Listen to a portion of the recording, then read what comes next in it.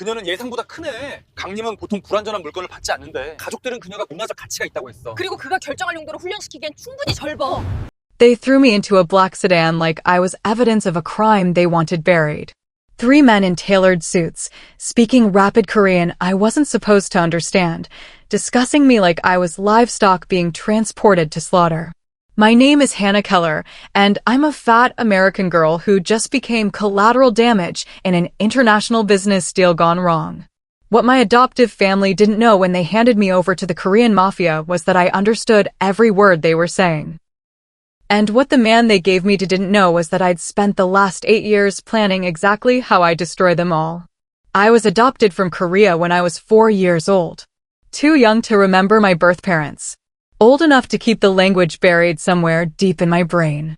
The Keller family brought me to Seattle, raised me in their mansion on Mercer Island, and spent the next 22 years making sure I understood I was a charity case who should be grateful for their generosity. Catherine Keller, my adoptive mother, was the kind of woman who wore her thinness like a military decoration. She introduced me to her friends as our project and made sure everyone knew I'd been a challenge to raise. My adoptive father, Richard, was a real estate developer who'd built his empire on shady land deals and questionable partnerships. He looked at me like I was a bad investment that kept depreciating. Their biological son, Preston, was golden-haired perfection who'd graduated from Yale and immediately started embezzling from his father's company to fund a cryptocurrency scheme that collapsed spectacularly. When Preston's debts came due, when the people he owed money to weren't the kind you could negotiate with using lawyers, the Keller family made a decision. They had nothing liquid to offer. Their assets were tied up in properties and investments they couldn't liquidate quickly. But they had me. Adopted. Foreign-born. Fat. Unmarriageable by their standards. Disposable. The people Preston owed money to were part of the Baekho faction, a Korean organized crime syndicate that controlled most of the Pacific Rim's underground economy. They operated legitimate businesses as fronts, shipping, real estate, technology, but everyone knew the real money came from things that couldn't be reported to the IRS. The head of the Baekho faction's Seattle operations was a man named Kong Min-jun. They called him the Silent Tiger because he never raised his voice and never left witnesses. He was 36 years old, born in Seoul, educated at Oxford, fluent in 5 languages, and completely untouchable by law enforcement. People whispered that he'd once orchestrated the disappearance of an entire rival faction without a single bullet fired. That he owned half the judges in 3 states. That crossing him was the last mistake anyone ever made. Richard Keller met with Kang's representatives 3 times before the final deal was struck. I know because I read the emails Richard stupidly left open on his home computer. Preston had gambled away $5 million. The Keller family couldn't pay. But Kang's people had made it clear that failure to provide restitution would result in consequences the family wouldn't survive. That's when Catherine suggested me. I saw the email chain. She'd written, "We have Hannah. She's 26, healthy, speaks some Korean from her childhood. She could be useful for household management or cultural liaison work. She's not traditionally attractive by Western standards, but perhaps that's different in your organization's context." She'd actually tried to market me. Like I was a used car they were trying to sell by emphasizing the features that might appeal to a specific buyer. Richard had responded, "Are you suggesting we give them Hannah as payment?" Catherine's reply was chilling in its casualness. She's of Korean descent. Perhaps she'd be more comfortable in that cultural environment. And honestly, Richard, what else can we offer that we can actually afford to lose? They never asked me. Never told me what they were planning. I only found out 3 days before it happened when I intercepted another email. This one from Kang's representative, written in English. "Mr. Keller, we accept your proposal regarding the Korean-American woman. She will be collected on Friday evening. Mr. Kang will determine her placement within our organization. Consider your son's debt forgiven upon transfer." Transfer. Like I was property being shipped. I had 3 days to decide what to do. I could run, but I had no money, no skills that translated to quick cash, and no one who'd help me. The Keller family had made sure I remained financially dependent, socially isolated, and psychologically trained to believe I had no options. Or I could go willingly and use the situation to my advantage. See, what the Keller family didn't know is that I'd been planning my revenge for years. Every dismissive comment. Every time Catherine made me eat separately during dinner parties. Every time Richard reminded me I should be grateful they'd saved me from whatever poverty I'd come from. Every time Preston made jokes about my weight to his friends. I'd been collecting it all, documenting it all, and waiting for the moment when I'd have leverage. Being handed over to the Korean Mafia was leverage. Friday evening came. Richard drove me to a parking garage downtown, barely speaking the entire drive. We met the 3 men in suits on the 3rd level. One of them, the leader, spoke in English. "This is the woman." "Yes," Richard said. "Hannah Keller. 26 years old. She speaks some Korean from childhood. She understands her role." The man studied me with cold assessment. Then he switched to Korean. "She's larger than I expected. Kongnim doesn't usually accept imperfect offerings." The second man responded in Korean.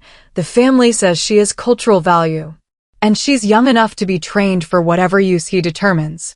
I kept my face blank. Didn't react. Didn't reveal I understood every word. Richard looked at me one last time. "Hannah, these men are your new employers. You'll do whatever they ask. It's important for the family that you make a good impression." "Employers," I repeated flatly. "Sure, Dad. I'll make you proud." He flinched at the sarcasm, but said nothing. Then he left. Walked away without looking back. I stood facing 3 Korean gangsters who thought I was a dumb American fat girl who'd been sold into servitude. They put me in the sedan. The drive took 40 minutes, heading north toward Edmonds. They spoke freely in Korean, assuming I couldn't understand. "What do you think Kongnim will do with her?" "Probably put her in one of the legitimate businesses. She's too conspicuous for anything sensitive. She's too fat for hospitality work. Maybe accounting? Filing." They laughed. I memorized every word, every assumption, every dismissal. We arrived at a compound that looked like a luxury corporate retreat from the outside. Modern architecture, manicured grounds, nothing that screamed criminal enterprise. Inside, it was all clean lines and expensive minimalism. They walked me through hallways where people in business attire moved with purpose, past offices that could have belonged to any tech company, into a room that was clearly designed to intimidate. Dark wood, low lighting, a massive desk positioned to put visitors at a psychological disadvantage. And behind that desk sat Kong Min-jun. He didn't look like a gangster. He looked like a CEO. Tailored black suit, rimless glasses, hair styled perfectly. But his eyes were the coldest thing I'd ever seen. Calculating, assessing, completely devoid of warmth. The 3 men positioned me in front of the desk and spoke in Korean. "Kongnim, this is the Keller family's offering. The American girl of Korean birth. She's supposed to have some language capability and cultural understanding." Kong didn't look up from the document he was reading.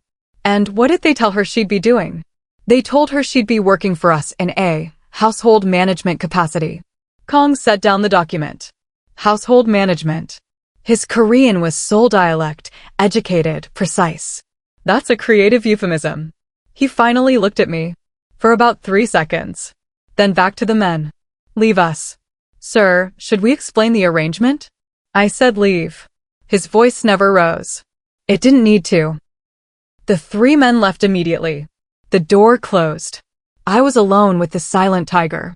For a moment, we sat in silence. Him reading, me standing, waiting. Then he spoke in perfect English. "Your adoptive family gave you to me as payment for $5 million in gambling debts. They told you this was a job opportunity. You believed them. It wasn't a question." "No," I said. I didn't believe them. He looked up. "No, I speak Korean. Fluently. I understood every conversation that happened in that car. I know exactly what they think I am and what they think you'll do with me." Something shifted in his expression. Not surprise. Interest. He switched to Korean. "Then what do you think you are?" I responded in Korean, Seoul dialect, grammatically perfect. I think I'm collateral damage in a business transaction. I think my family wanted me gone and you provided a convenient disposal method. And I think you're now trying to decide if I'm an asset or a problem. He leaned back in his chair, studying me with new attention. Your Korean is excellent. Where did you learn to speak like a Seoul native? I was born there. Adopted at 4. I kept the language but hid it because my adoptive family preferred me to be fully American. It was easier to let them believe I'd forgotten. Why are you telling me this now? Because hiding information from you seems like a bad survival strategy. He smiled faintly. You're remarkably pragmatic for someone who was just sold into servitude. I'm remarkably angry, I corrected. But anger without strategy is just noise. He stood up, walking to the window. What do you think I'm going to do with you? I think you have 3 options. Use me for legitimate business work, since I'm educated and bilingual. Use me for something illegitimate that my appearance makes me good cover for. Or determine I'm not worth the trouble and dispose of me quietly. And if I chose the 3rd option, then my adoptive family gets exactly what they wanted and you get nothing. He turned to look at me. Nothing. I'm worth more alive than dead. You just don't know it yet. Explain. I took a breath. This was the moment. The leverage I'd been planning for years. I have 8 years of documentation of my adoptive family's illegal activities. Real estate fraud. Money laundering through property deals. Tax evasion schemes. Preston's embezzlement. I have emails, financial records, recorded conversations. Everything. His expression didn't change, but the air in the room shifted. Why would you collect that? Because I knew eventually they'd try to throw me away. And I wanted insurance. Insurance that you're now offering me. Yes. He walked back to his desk and sat down. You realize that makes you valuable. And valuable people are dangerous to hold on to. I realize that makes me useful. And useful people get to stay alive. He studied me for a long moment. What do you want, Hannah Keller? I want my adoptive family destroyed. I want them to lose everything they value. I want them to understand what it feels like to be disposable. And I'm offering you the tools to do it in exchange for my freedom when it's done. Freedom to go where? You have no money, no support system, no place in the world they didn't control. Then I'll build one. But I need to survive first. Kong was quiet for almost a full minute. Then he spoke. I accept your offer.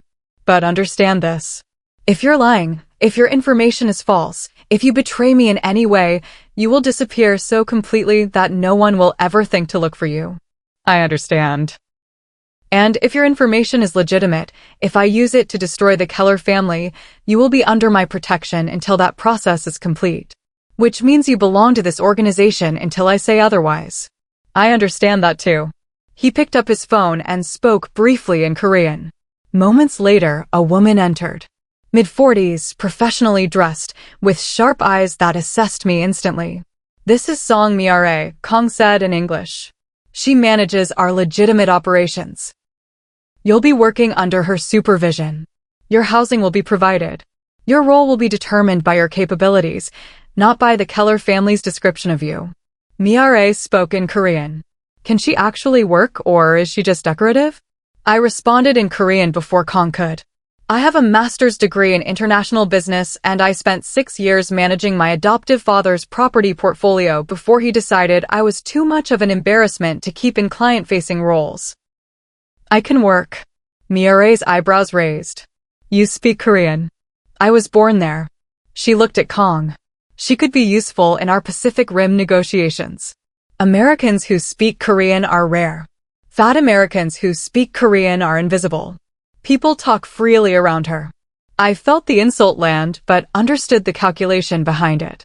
She was right. My appearance made me dismissible, which made me the perfect spy. Kung nodded. Show her to the residence quarters. Get her set up with secure access to upload her documentation.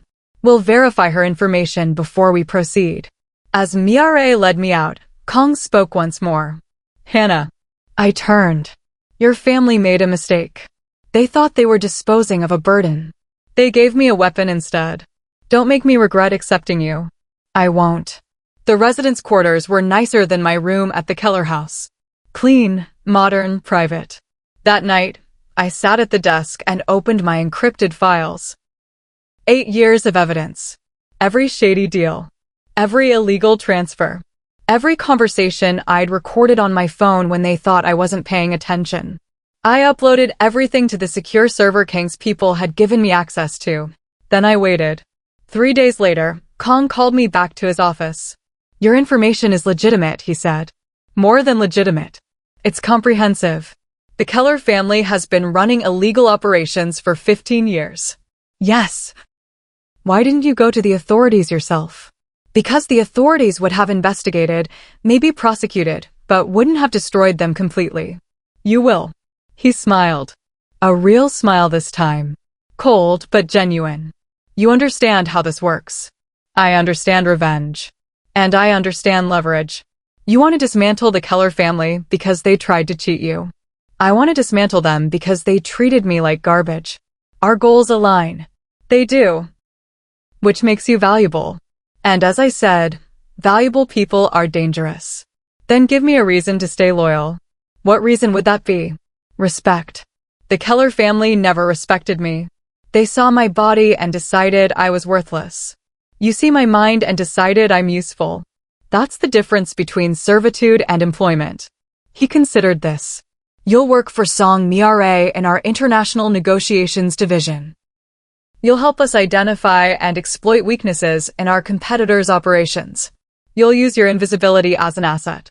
And in exchange, I will use your information to systematically destroy the Keller family's empire while keeping you protected and compensated. How long will that take? 6 months to a year, depending on how carefully we need to move. And after that? After that, you'll have enough money to start over anywhere you want. And enough experience to ensure you're never disposable again. I worked for Song Mra for 8 months. Turned out, being a fat American girl who spoke perfect Korean was incredibly valuable. I sat in on negotiations where people assumed I was a translator or assistant and spoke freely about their real positions. I reviewed contracts and found loopholes others missed. I built relationships with international partners who appreciated competence over appearance. And slowly, methodically, Kang used my information to dismantle the Keller family piece by piece. Richard's real estate empire collapsed when his illegal property transfers were exposed to the authorities through anonymous tips. His partnerships dissolved when evidence of fraud appeared in their email inboxes. His financing dried up when banks received documentation of money laundering. Preston was arrested for embezzlement, but the charges expanded to include wire fraud, tax evasion, and racketeering when additional evidence mysteriously appeared in prosecutors' files. Catherine's social standing evaporated when her friends learned the family was under federal investigation. The mansion on Mercer Island was seized as part of the criminal asset forfeiture process. I watched it all happen from inside Kang's organization, feeling satisfaction sharper than any revenge fantasy I'd ever imagined. 10 months after I'd been handed over like garbage, Kang called me into his office. The Keller family is finished. Richard will serve 15 years minimum. Preston 20. Catherine has nothing left but debts and scandal. Good, I said. Which brings us to your situation. You fulfilled your part of our arrangement. The question is what happens now. You said I'd have freedom and money to start over. I did. And you'll have both. But I'm offering you a third option. Which is, stay. Permanently. As a full member of this organization with complete authority in the International Division. You've proven yourself valuable, loyal, intelligent. And your unique position as an American who understands Korean culture makes you irreplaceable. I stared at him. You're offering me a job. A real one. I'm offering you a position of power in an organization that values competence over appearance. Where your worth is determined by your capabilities, not your size. Where being underestimated is an advantage we'll exploit ruthlessly. And if I say no? Then you'll leave with $500,000, a new identity if you want it, and my guarantee that no one will ever connect you to the Keller family's destruction. You'll be free. I thought about it. About the life I'd have outside this organization. Starting over somewhere new, with money but no connections, no purpose, no place I truly belonged. Or staying here, In this strange liminal space where I'd been treated with more respect in 10 months than in 26 years with my adoptive family. Where my intelligence mattered more than my appearance. Where I'd found something I'd never had before. Purpose. I'll stay, I said. On one condition. Which is, you treat me as an equal. Not as a rescued charity case. Not as someone you saved. As an equal partner in the work we're doing. Kung stood and offered his hand. Agreed. Welcome to the Baekho faction, Hannah Keller. Or should I say, Han Minji. I took his hand. Han Minji. My birth name. I know. I found your original Korean documents. I thought you might want them back. He handed me a file. Inside were papers I'd never seen. My birth certificate. Adoption records. A photograph of a woman holding a baby. Is that your birth mother? She died when you were 3. Your father couldn't care for you alone. He put you up for adoption hoping you'd have a better life.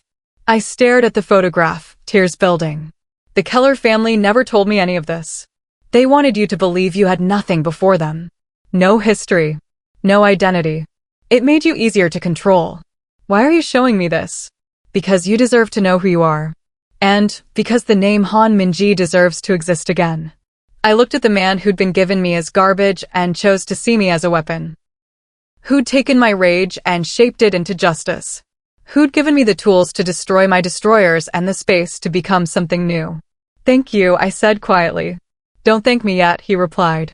You're about to learn that being valuable in this organization means being targeted by our enemies. Your comfort zone ends today. He was right. Over the next 2 years, I faced challenges I'd never imagined. Negotiations that could turn violent. Competitors who tried to eliminate me. Situations where my intelligence was the only thing keeping me alive. But I also discovered something the Keller family had spent 26 years trying to hide from me. I was capable. I was dangerous. I was worth more than anyone had ever acknowledged. The fat American girl who'd been traded like livestock became Han Minji, director of international operations for the Baekho faction. The woman who'd been considered unmarriageable became the person everyone in the Pacific Rim underworld had to negotiate with. The girl who'd been disposable became the woman who controlled whether your business lived or died. 3 years after I'd been handed over, I stood in Kang's office reviewing expansion plans for our Singapore operations. He looked up from his work. Do you ever regret staying? No, I said honestly. Do you ever regret accepting me? Not once. Why not? You had no reason to trust me. He set down his pen. The Keller family made a fundamental error. They looked at you and saw weakness. I looked at you and saw rage with nowhere to go. Rage is the most powerful fuel for transformation. You just needed someone to stop trying to extinguish it. You gave me matches instead. I gave you a reason to burn down the right things. I smiled. The fat girl becomes an arsonist. That's poetic. The fat girl, he said, becomes the person who decides what burns and what gets built in its place. That's power. He was right. The Keller family had tried to teach me I was worthless because of my body. They'd tried to dispose of me when I became inconvenient. They'd handed me to a Korean Mafia boss, expecting me to disappear quietly, confirming every cruel lesson they'd taught me about my value.